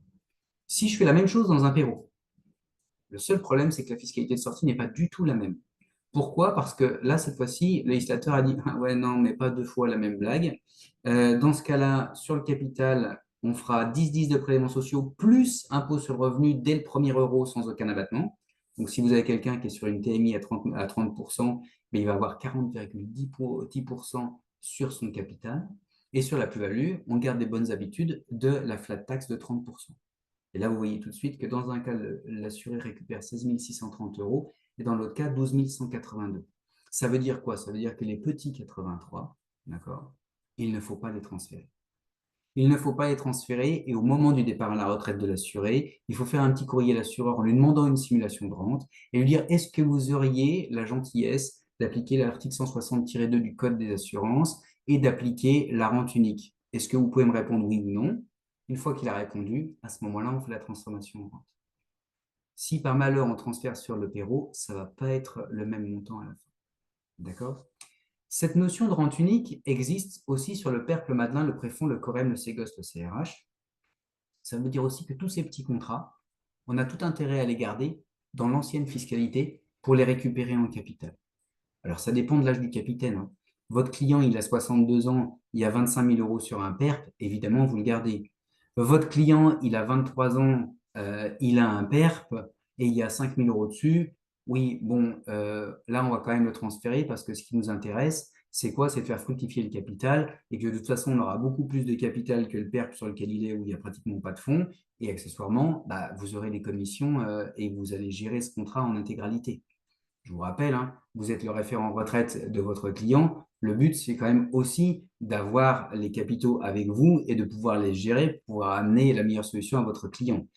Donc, on va adapter cette notion de rente unique en fonction de l'âge du capitaine pour savoir si on transfère ou pas. Parce que même si j'ai un écart de fiscalité monstrueux entre les deux, si j'ai 3 fois plus de capital, même si c'est plus contraignant au niveau de la fiscalité, j'aurai quand même plus d'argent avec un PER qu'avec un article 83 ou un PERP en fonction de l'âge du client. Donc, voilà par rapport à la notion de rente unique. Sur la notion de décès, comment ça se passe au niveau de la sortie? Là, on est sur une situation un peu amusante par rapport à ce qui existe sur le reste des contrats. Si le client meurt avant 70 ans, on lui applique le 990i traditionnel, c'est-à-dire 152 500 euros d'abattement par bénéficiaire. Ensuite, 20% jusqu'à 851 500 euros. Et ensuite, 31,25, le classique du 990i. En revanche, s'il meurt après 70 ans, on ne va pas regarder l'historique des sommes versées, mais on va regarder le moment du décès. Et cette fois-ci, on va appliquer un 757B modifié qui dit quoi? Qui dit je regarde l'intégralité du capital sans m'interroger sur la plus-value, et puis je fais mon abattement de 30 500 euros et le reste, droit de succession sans passer par la case départ. Je vous disais, le PER est quand même un outil de stratégie patrimoniale parce qu'on n'oublie pas quand même la loi TEPA. Et surtout pour des gens qui ont beaucoup de capitaux avec des PER qui sont importants. Vous avez récupéré un Madelin, un des plus gros que j'ai récupéré cette année en transfert, c'est 550 000 euros. Dites-vous bien que quelqu'un qui a un Madelin à 550 000 euros, il a quand même beaucoup de patrimoine par ailleurs. Il y a un intérêt à se dire, ce contrat-là, j'en ai pas forcément besoin. En bénéficiaire, je mets mon épouse, sous réserve qu'en termes d'espérance de vie, on ait plus de chances de décéder avant son épouse. Je mets mon épouse en bénéficiaire et sur mes contrats d'assurance vie, en rang 1, j'ai mis mon épouse, mais à défaut, j'ai mis mes enfants par parts égales. Au moment du décès, mon épouse récupère 550 000, voire plus. Elle a 80-85 ans à ce moment-là. Elle récupère l'OATEPA, c'est totalement exonéré. Elle va pouvoir renoncer à 1, 2 ou 3 contrats d'assurance vie pour faire jouer les abattements au profit de mes enfants. Et on va faire une stratégie patrimoniale par rapport à ça. Bon, le législateur regarde ce point-là de près, mais pour l'instant, ça reste possible. Si le législateur change la règle du jeu, eh ben, c'est un contrat sur lequel on ira piocher, ni plus ni moins, et on laissera les contrats d'assurance vie totalement purs. Donc, le PER est aussi un outil, un instrument patrimonial. Alors, les fameuses interactions d'enveloppe entre les différents mécanismes. PER 154 bis ou Madelin agricole, ce sont les mêmes systèmes de déductibilité, rien ne change. Au niveau de mon disponible, alors généralement c'est une formule que je donne assez vite, hein. Quel est mon disponible 154 bis? 10% de la rémunération dans la limite de 8 passes plus 15% sur la partie supérieure à un passe dans la limite de 8 passes avec un plancher de 10% du plafond annuel de sécurité sociale. Ah, ça me fait rire, donc je le dis assez vite, mais vous le connaissez, il n'y a pas de souci. C'est le disponible 154 bis, c'est ni plus ni moins. C'est le disponible Madelin, rien ne change. D'accord? Sauf que ce qu'il ne faut pas oublier sur ce disponible qui fonctionne en année N, mon disponible 2025 est basé sur ma rémunération 2025. Ce qui est important, c'est de savoir que mon abondement PERCO ou PERECO ou PERCOL, appelez-le comme vous voulez dans la nouvelle version, est prioritaire ou va venir impacter mon disponible. D'où l'importance de mon info retraite. Ah, mais vous avez un PERCOL dans votre entreprise ou un PERCO. Donc, est-ce que vous avez bénéficié d'un abondement cette année? Est-ce que vous allez bénéficier d'un abondement cette année pour savoir quel est le montant maximum que vous allez pouvoir verser en 154 bis? C'est important de le savoir. C'est indispensable. D'où la notion de référent retraite. D'où la notion de référent retraite jusqu'au bout. Votre client travaillant en salarié, a plusieurs salariés dans sa SARL. Il a besoin d'un prêt bancaire. La banque lui dit, allez, faites-moi un petit percole, j'en ai besoin pour mon bâton. Il doit vous prévenir. Non seulement vous êtes le référent retraite du stock à l'instant T, mais permanent. Il doit vous prévenir pour qu'il n'y ait pas d'incidence sur votre disponible. Vous devez le savoir impérativement. Petit exemple tout simple. Donc, je gagne 100 000 euros de rémunération. Alors, je fais la version travailleur non salarié, hein. Je n'ai pas pris la version du rescrit factoriel pour les gérants de SARL. Un jour, si vous voulez, on pourrait carrément se refaire une visio sur ce point-là qui permet d'augmenter la base. Mais on va prendre la version Madelin classique. c'est-à-dire par rapport à la rémunération. Je gagne 100 000 euros. Mon disponible, c'est quoi? 10% de 100 000, 10 000, plus 15% sur la fraction entre impasse et 100 000, 7 935 euros. Mon disponible 154 bis, c'est 17 935 euros.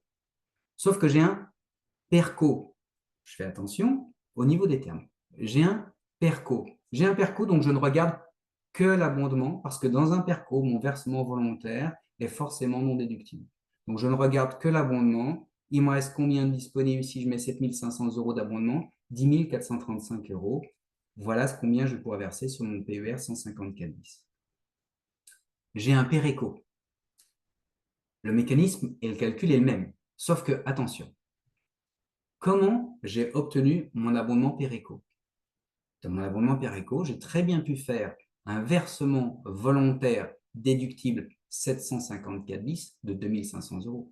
Bien sûr qu'il est à l'intérieur de mon disponible 154 bis de cette année, il n'y a aucun problème et on le déduira. Mais vous, si vous n'avez pas le PERECO, vous devez le savoir pour savoir combien vous allez faire sur le PER complémentaire en 154 bis. C'est là que vous commencez à voir que ça commence à devenir de plus en plus compliqué un PER.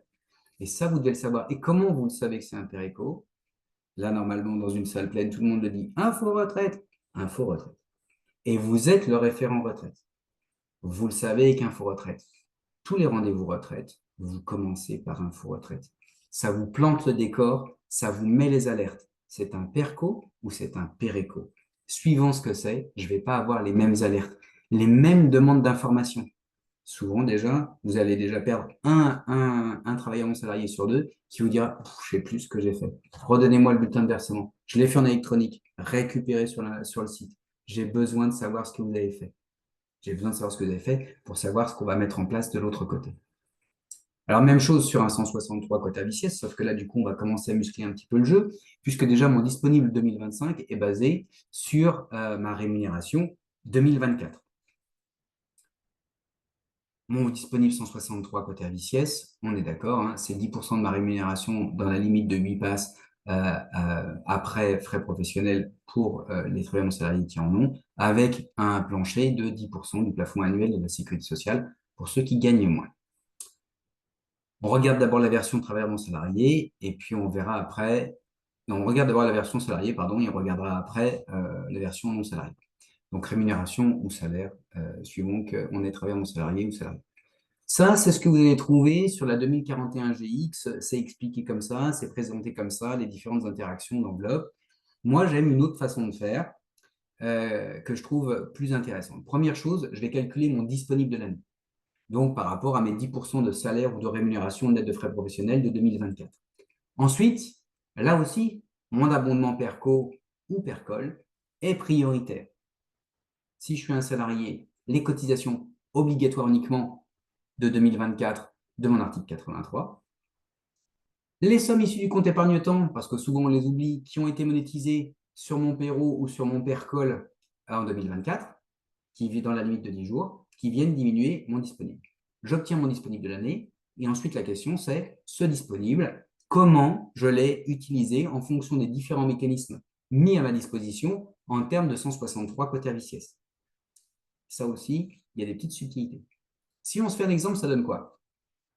Je suis un salarié, je gagne 100 000 euros net de frais professionnels. Oui, 100 000 euros, c'est un chiffre que j'aime bien, ça va être un but personnel. Je gagne 100 000 euros net de frais professionnels. Mon disponible 163 quota viciès 2025, donc basé sur les 10% net de frais pro de mon salaire 2024, est de 10 000 euros. En 2024, est-ce que j'ai eu un abondement PERECO? Oui, 4 000. Est-ce que j'ai eu des cotisations obligatoires article 83? Oui, 500. Est-ce que j'ai monétisé mon compte épargne-temps? Oui, 2 jours, 554 euros. Alors, les chiffres, hein, j'ai mis au hasard, je ne suis pas sûr que ça corresponde à quelque chose, mais ce n'est pas grave. Ça, c'est les éléments importants. En 2025, est-ce que, avant de venir vous voir, est-ce que ce salarié a commencé à impacter cette enveloppe 163 quota viciès? Ben oui, il a déjà mis 500 euros en versement individuel facultatif, d'accord? Et puis, pour avoir droit à son abondement PERECO 2025, il a déjà versé 2 000 euros en 163 quota viciès. Ben, je recommence. Mon disponible de l'année, c'est 10 000 euros.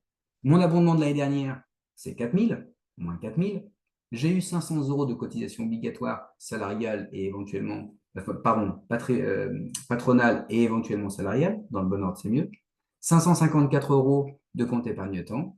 Il me reste donc plus en termes de disponibles sur cette année 4 946 euros. Sauf qu'en 2025, j'ai déjà commencé à mettre 500 euros que je vais déduire sans aucun problème en termes de versement individuel facultatif. Et puis, j'ai déjà mis 2000 euros 263 quota BCS dans mon PERECO en versement volontaire issu de mes données personnelles pour avoir droit à mon abondement de l'année. Il ne reste donc plus qu'avec vous que 2446 euros. Voilà comment il faut faire pour faire attention à ce genre de choses. Si je fais la même chose avec un travailleur non salarié, j'enlève ma partie article 83, puisqu'évidemment, ce sera remplacé par du Madelin, et je n'oublie pas ma notion de neutralisation de la tranche à 15%. Et c'est parti. Je recommence. En 2024, en tant que travailleur non salarié, j'ai gagné 100 000 euros. Quel était mon disponible 154 bis en 2024? Attention, il faut bien que je le recalcule par rapport à mon plafond annuel de la sécurité sociale de 2024. Et oui, puisque je vais regarder ce qui s'est passé en 2024, donc je vais regarder quel était mon disponible 2024. Si ma rémunération ne bouge pas, le plafond annuel de la sécurité sociale augmentant, évidemment, mon disponible 154, il diminue chaque année. Je refais le même calcul tout à l'heure sur mon disponible 154 bis, mais cette fois-ci, je change mon plafond annuel de la sécurité sociale. J'ai un disponible total de 18 045 euros en 154 bis. Et l'année dernière, sur mon 154 bis, j'ai versé 10 045 euros. Puis j'ai eu aussi un abondement de 4 000 euros.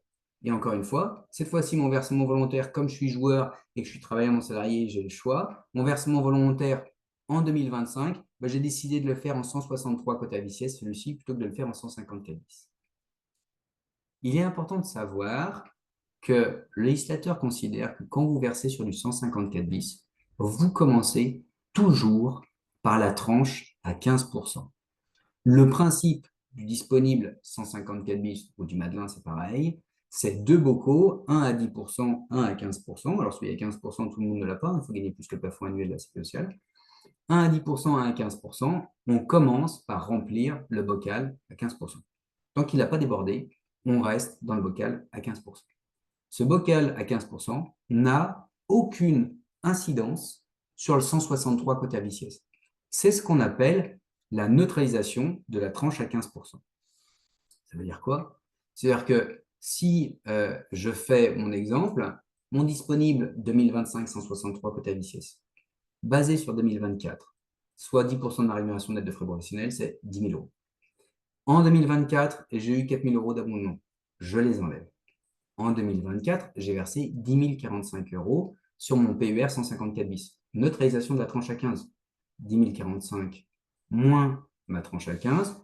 Alors, 8 045, il y a un bug sur le slide, je le vois tout de suite. 8 045, il y a un petit bug sur le slide, je vous le corrigerai avant de vous le renvoyer. Donc, 2 000 euros, non pas 8 401, 8 045, la tranche à 15. D'où le 10 045, j'avais fait mon calcul pour ça. Mais il y a un petit bug là, on le corrigera, ce sera 8 045. Du coup, il me reste plus que quoi que 4 000 euros de disponibles, 163 quota BCS 2025 basé sur 2024. Qu'est-ce que j'ai déjà fait depuis le début de l'année? Eh bien, sur mon PERECO, j'ai versé 2 000 euros en 163 quota BCS pour avoir un abondement 2025. Je vais bien les déduire, il n'y a pas de problème par rapport à ça.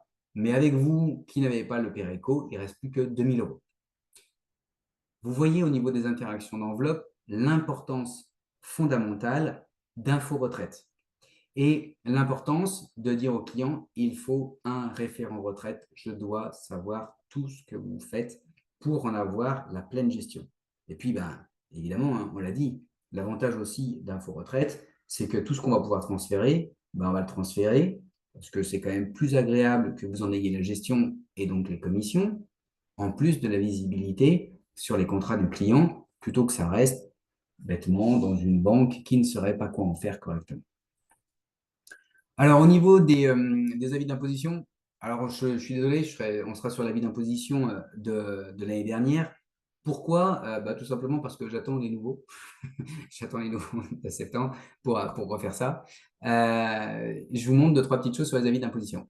Toujours important, en fonction de ce qui a été fait au moment de la déclaration de revenus, de prendre 5 minutes ou même 30 secondes pour vérifier ce que ça donne sur l'avis d'imposition. Et là, on voit qu'il y a quand même eu un petit loupé sur le déclarant 1 parce qu'il a dit qu'il avait mis 60 507 euros en 163 côté AVCS. L'administration fiscale a dit ouais, c'est très bien, mais moi, j'en déduis que 28 285 euros.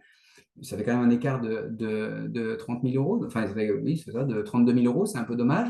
Ça veut dire 32 000 euros que l'assureur considère comme étant déductible et qui va réintégrer un impôt sur le revenu au moment du départ à la retraite, mais qui n'a pas été déduit. Bon, là, il y a un petit peu faute. Alors, clairement, hein, c'est du micmac entre du 163 et du 154 bis. On a pu s'en sortir. Là, pour le coup, l'expert comptable, il n'était pas content parce qu'il a fallu faire pas mal de régularisation. Mais il l'a fait très gentiment, hein, bien sûr. C'est vous l'expert comptable, donc vous savez. Donc il y a des régularisations à faire. C'est quoi l'histoire? C'est que je vous rappelle que dorénavant, sur un PER, en réalité, pour un assureur, vous lui dites 163 quota BCS et 154 bis, mais l'assureur, il n'a pas le droit de choisir. Il n'a pas le droit de choisir. C'est le cahier des charges de l'administration fiscale qui dit, vous, assureur, vous êtes bien mignon, mais en réalité, dans mes contrats, je devrais presque écrire uniquement déductible, non déductible. Et l'administration fiscale dit, de toute façon, vous allez tout mettre au-dessus de la case 6NS, c'est-à-dire 163 côté VSS au titre de la 2042. Vous allez tout mettre là, et c'est l'assuré qui va se débrouiller. D'où de nombreuses erreurs dans tous les sens, d'où le fait aussi qu'il n'y a plus de certificat de déductibilité Madelin. Parce que quand vous êtes dans un PER 154 bis, en tant qu'assureur, on n'a pas le droit de faire de certificat 154 bis, puisqu'on n'a pas le droit de choisir. Néanmoins, chez Biplus, on est malin. Donc, qu'est-ce qu'on a fait? On a dit, mettez-moi un PER 154 bis à part. À partir du moment où vous dites que c'est du 154 bis, vous mettez votre exercice comptable, et moi, je fais un petit malin, je vais vous éditer un certificat de déductibilité par rapport à cet exercice comptable. Bon, du coup, ne me faites pas des versements 163 au milieu, parce que du coup, le certificat ne voudra plus rien dire. Mais comme ça permet clairement d'identifier la partie 154 bis de votre client chez nous. Alors oui, du coup, on fait deux PER, mais dans l'absolu, je pense qu'il vaut mieux multiplier les PER pour arriver à s'y retrouver, vu que tout s'appelle de la même façon, et pour arriver à scinder en fonction de la nature de chacun des PER que votre client possède. Si vous faites ça chez nous, j'ai trouvé la solution. Vous faites un PER 154 bis, vous me mettez la date de clôture comptable, comme ça en plus, pour les exercices desquels vous êtes tranquille. Et moi, je vous édite un certificat de déductibilité par rapport à cet exercice comptable le mois qui suit la clôture de l'exercice. Vous l'avez directement, et comme ça, vous savez comment vous allez pouvoir faire entre vos différentes déclarations 2033-2035 d'un côté et 2042 de l'autre par rapport à ça et ne pas reporter en 6NS les différentes sommes. Bon, c'est comme ça qu'on s'en est sorti, hein, parce qu'on avait de la chance. Le déclarant 2 était effectivement travailleur non salarié, donc on a joué entre du 154 et du 163, et là on a réussi à s'en sortir, mais c'était juste. Comment ça fonctionne en termes d'ordre? Bon, je vous l'ai mis par rapport à l'année dernière. Il suffira de garder la même idée avec les nouveaux avis d'imposition. La dernière ligne correspond aux disponibles de l'année basés sur l'année précédente. Et puis ensuite, vous avez les disponibles des années antérieures qui perdurent hein, dans la mesure où vous ne les avez pas consommés. Sur la consommation des différents disponibles des années antérieures, ça nécessite de faire correctement la déclaration de revenus. Sur cet aspect-là, vu que ça n'a pas d'incidence fiscale immédiate, beaucoup de déclarations de revenus sont mal faites sur les interactions d'enveloppe, d'où le webinaire du mois de mai dont je vous parlais, où je dis pensez à déclarer comme ci, comme ça, comme ça, comme ça, et on pourrait carrément faire un webinaire là-dessus. Frédéric me disait en préambule, on va garder cette idée et on le refera sur toute la partie des interactions d'enveloppe dans la déclaration de revenus 2042. Donc pas d'inquiétude par rapport à ça, on le fera. Mais l'avis d'imposition n'est que le reflet de la déclaration de revenus. En revanche, l'administration fiscale a bien toutes les informations. Ça veut dire que vous rencontrez un prospect, vous ne pouvez pas vous baser uniquement sur, sur son avis d'imposition. Il faut vérifier ce qu'il a déclaré en fonction de ce qu'il avait. Et là aussi, il y a beaucoup de travail. S'il y a besoin, vous pouvez m'appeler au secours. J'en refais régulièrement. Ça marche dans tous les sens, hein. Parfois, il y a moins, et parfois, ça a été mal déclaré, et donc ça n'a pas été déduit. L'année dernière, sur 3 contrats, ne sortez pas toujours des contrats comme ça parce que ça prend un temps infini, mais sur 3 contrats, pour 3 clients différents, on a récupéré 40 000 euros d'impôts. Donc les impôts, ils ont rendu les 40 000 euros parce qu'il y avait des sommes qui n'avaient pas été correctement déduites les années antérieures. On ne peut pas remonter éternellement, mais on peut quand même retrouver un peu de sommes. Il ne faut pas se fier sur l'avis d'imposition. L'avis d'imposition n'est que le reflet de la déclaration de revenus. En revanche, les assureurs déclarent bien aux impôts, donc ils ont toutes les informations. Pour l'instant, les rattrapages que j'ai vus sont uniquement pour des gérants majoritaires. Pas encore pour des salariés qui déclarent mal leur article 83, mais pour des gérants majoritaires, alors le cas est toujours le même, j'ai déjà eu le cas 2 fois de suite, pour des médecins qui avaient mal déclaré, c'est-à-dire qu'ils avaient mis d'un côté dans leur 2035 leur 154 bis, puis ils l'avaient mis aussi en case 6NS, et puis il y avait en plus un abondement PERCO, parce que sinon c'est pas drôle. Donc l'administration fiscale, elle laisse passer 1 an de rattrapage. Et puis le mois de janvier qui suit, elle envoie un petit courrier en disant bah, vous aviez un disponible de 18 000, mais vous aviez oublié les 6 000 euros d'abondement de votre PERCO, donc votre disponible de 18 000, c'était 12. Et puis en plus, vous l'avez déduit une fois en 2035, une fois en 2042. Bah, du coup, on réintègre tout ça. Donc 18 000 déclarés 2 fois, donc je réintègre 18 000, plus les 6 000 d'abondement PERCO, 24 000. Même à 30%, ça fait quand même 8 000 euros avec un simple courrier, ça paye les timbres. Donc attention à ça. D'où l'importance des interactions d'enveloppe. Et j'insiste encore une fois, et là normalement devant votre écran, vous dites il ne va pas le dire, il ne va pas le dire. Si, je vais le dire. D'où l'importance d'Info Retraite et d'être le référent retraite. C'est indispensable. Mais c'est ça aussi qui fait votre force par rapport à votre client et qui vous permet de maîtriser pleinement l'épargne retraite et de mettre en place une vraie stratégie avec lui. Il faut être le référent retraite. De toute façon, commencer un rendez-vous avec un client en allant sur Info Retraite, vous avez de nombreuses chances de trouver des capitaux qu'il ignorait. Et c'est quand même plutôt sympa d'arriver et de dire, tiens, vous savez qu'il y a de l'argent là, on va le récupérer. Donc ça, c'est pas mal, notamment au niveau des articles 83.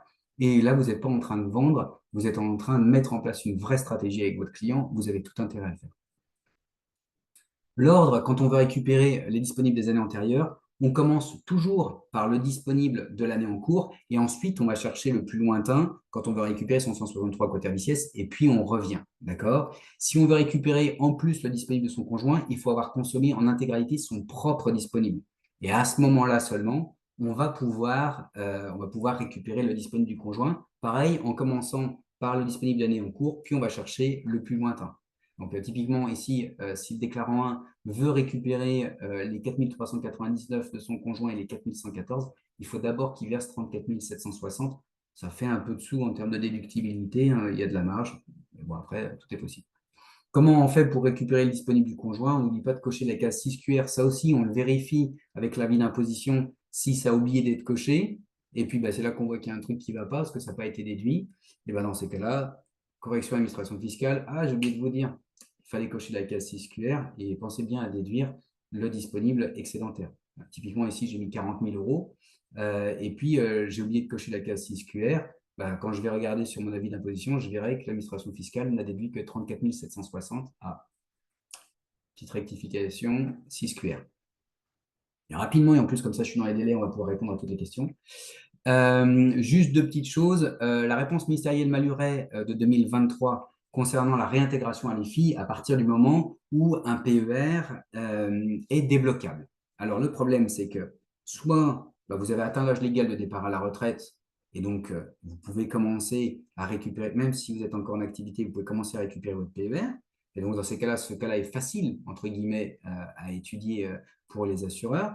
Soit vous avez un cas de déblocage anticipé, y compris par exemple le décès de votre conjoint, et dans ces cas-là, le contrat devient dénouable, enfin, débloquable plutôt, et il faut penser à réintégrer les supports immobiliers à l'IFI.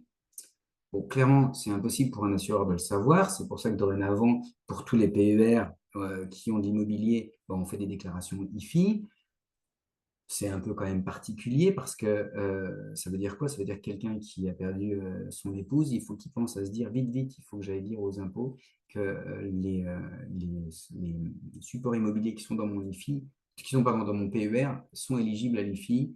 Bon, je ne fais pas trop de commentaires sur ce que j'en pense. J'aime pas cette façon de voir de la loi, mais ça vous explique pourquoi automatiquement les assurés qui ont des supports immobiliers dans leur PER ont une attestation IFI chaque année. Et puis, petit rappel, Bien sûr, plus de PER pour les mineurs depuis 2024. Et donc ça, c'était juste pour faire attention par rapport aux différents avis d'imposition des gens qui avaient continué à verser à tort pour les mineurs. Voilà, c'était juste ce petit point, juste ce point, pardon, c'est juste après. Alors, je vous ai mis améliorer, excusez-moi. Ah, je l'ai enlevé. Ah bah, je l'ai carrément enlevé. Bah, je vous le rappelle. Donc, plus de PER pour les mineurs depuis 2024. Et là, c'était juste m'améliorer. Je m'étais un peu emballé. Et j'ai fini. Je vais donc regarder l'ensemble des questions qu'il y a. Est-ce que le site d'Info Retraite est différent de celui de l'assurance retraite? Oui, tout à fait. C'est vraiment Info Retraite. Et Info Retraite que vous trouvez aussi en application, qui a un autre nom. Je vais vous dire qu'il y a une application sur les téléphones, j'aime bien le montrer, qui s'appelle Mon compte retraite. Et comme ça, en rendez-vous, c'est toujours pas mal, si c'est vous qui vous déplacez, de montrer sur Mon compte retraite, vous mettez votre propre compte, ça vous permet de voir directement le compte. Profession libérale BNC qui a souscrit fin 2024 un PER individuel. Comment savoir si ce PER individuel souscrit en nom propre ou au titre de son activité BNC? Alors, normalement, BNC, il a quand même deux comptes professionnels. Enfin, il a pardon, deux comptes bancaires, je vais y arriver. Un où il y a marqué docteur et l'autre où il y a marqué monsieur, ce qui est déjà une première indication. Et puis bah, sinon, il faut savoir ce qu'il a décidé au moment où il a coché sur le contrat PER, s'il a marqué 163 ou 154. D'accord? Bon, sachant que pour les BNC, hein, le plus simple, c'est quand même qu'il fasse du 100. S'il fait du 154, qu'il le fasse uniquement avec le compte pro parce que vous allez le mettre dans la 2035. Parce que s'il fait du 154 bis payé à titre personnel, au niveau de la déclaration de revenus, vous allez vous arracher les cheveux parce que vous ne pourrez plus le mettre dans la 2035, puisque la 2035 va générer des charges sociales qu'il a déjà payées. Et dans ces cas-là, ça veut dire qu'il faut forcer la 2042 au niveau de sa base imposable et diminuer d'autant, parce que c'est un 154 bis payé à titre individuel. Donc, pour répondre à votre question, il faut voir ce qu'il a coché, il faut voir quel compte il a pris. Si c'est le compte docteur, bah, il n'a pas le droit de faire du 163 côté ABCS, c'est automatiquement du 154 bis. Si c'est le compte monsieur, bah, il a le choix entre les deux. Et après, il faut vérifier les disponibles qui lui restent, parce que si depuis plusieurs années, il fait du 154 bis au maximum, il n'a plus de disponible 163 côté ABCS, sauf à les piocher dans le disponible de son conjoint. Donc, c'est là que va se trouver votre situation, de votre difficulté, pardon. Donc, il faut savoir si c'est le compte docteur ou si c'est un médecin, bien sûr, ou si c'est le compte monsieur. Voilà, ça répondra à votre question et surtout ce qu'il a coché sur le bulletin de souscription. Et après, vous avez le choix de toute façon jusqu'au dernier moment où vous pourrez vous adapter. Un client chef d'entreprise qui a un 163 code RICS pour une petite somme, on est d'accord qu'il est possible de le transférer sur un 154 bis. Alors oui, très bonne question. Je n'ai pas rappelé ce cas-là, mais quand vous avez du Madelin, du Père, du Préfond, du Coran, du Ségos, du CRH, du 154 et du 163, tous ces contrats-là, si vous voulez les transférer sur un PER 154 ou 163, faites-le librement, parce que la fiscalité de sortie sera la même. D'accord? Et donc là, si vous avez un chef d'entreprise, donc un gérant majoritaire, si je comprends bien, un gérant majoritaire qui a un 163 côté BCS et à côté vous avez un 154 bis, transférez le 163 sur le 154, c'est la même fiscalité de sortie, donc ça ne change rien, ne vous embêtez pas. Si j'ai un exercice décalé, quel est le revenu à prendre en compte? On prend en compte le revenu, donc sur le 154 bis, même sur le 163, on prend en compte le revenu de l'année. On prend en compte le revenu de l'année. On va prendre un exemple. J'ai un exercice décalé au 30 juin sur du 154 bis, je gagne 100 000 euros. Donc mes fameux 18 045 euros. Bah, j'ai le choix de verser mes 18 045 euros avant le 30 juin ou avant après. Et après, la seule différence, c'est que je vais l'impacter différemment au niveau de mon exercice fiscal. Ça veut dire que la première année, je peux m'amuser sur du 154 bis à avoir un disponible plus important dans mon exercice fiscal, mais lié aux années civiles. Exemple, toujours mon 30 juin. J'ai un disponible de 18 045 euros cette année. Je fais mon versement le 10 juillet. 18 045 euros. Au 1er janvier, admettons que le pass ne change pas et que j'ai toujours la même rémunération. J'ai toujours un disponible de 18 045 euros. Rien ne m'empêche de refaire 18 045 euros. Et donc, dans mon exercice fiscal, j'aurais fait 36 090 euros. Mais c'est bien en termes civils que j'aurais aimé disponible. Normalement, ça répond à la question. En cas de lacune dans le risque d'un client, comment faire pour le faire corriger? Tant qu'il n'a pas 55 ans, De toute façon, la caisse d'assurance vieillesse ne voudra pas faire la moindre correction, donc ce sera à partir de 55 ans. Et effectivement, si c'est un salarié, bien sûr, il faut conserver précieusement et religieusement les fiches de paye. C'est la solution, vous avez raison. Euh, il a pris son compte, monsieur. Il a pris son compte, monsieur. Et ben donc, du coup, 154 bis ou 163 côté AVCS. Et on s'arrache les cheveux. S'il a son disponible 163 et pas assez important et qu'on est obligé de prendre le 154 par rapport à la déclaration, par rapport à la déclaration de revenus. S'il fait du 163, vous le mettez en case 6 NS et c'est réglé. Si c'est du 154 bis payé à titre personnel, il faut diminuer la base imposable d'autant. Aux entreprises individuelles, si nous déduisons leur cotisation Madelin ou PER sur leur 2035, devons-nous reporter les sommes sur... Non, bah non, justement pas. Si vous l'avez mis dans la 2035, vous ne le mettez surtout pas dans la 2042. Vous diminuez d'autant tout ce qui est 154 bis. Donc, si vous l'avez mis dans la 2035, donc payé avec le compte pro, si vous l'avez mis sur la 2035, eh bien, il faut surtout ne pas reporter cette somme qui est pré-remplie au-dessus de la case 6NS. Il ne faut surtout pas le reporter, sinon vous avez fait une double déduction et là, c'est rattrapage par la patrouille. Il ne veut pas donner ses documents de souscripteur. Voilà. Bon, mais donc ça, il faut. Bonne chance. Mais c'est comme ça qu'on fera. Mais là, les deux sont possibles. Les deux sont possibles, mais il faut voir en fonction de ses disponibles. Est-ce que son disponible 163 côté AVCS qui est sur l'avis d'imposition est toujours valable ou pas? Et normalement, j'ai répondu à tout le monde, et on est carrément dans les délais, hein, on est pas mal. Je ne sais pas si Frédéric veut faire peut-être un petit mot de conclusion. Attends 30 secondes. Si Frédéric veut faire un petit mot de conclusion. Si vous avez d'autres questions qui apparaissent entre-temps, n'hésitez pas à les faire suivre à Frédéric ou Magali qui me les feront suivre et puis je vous répondrai. Et puis je corrige la petite coquille, je la renvoie à Magali, là, le 18400 au lieu de 18045.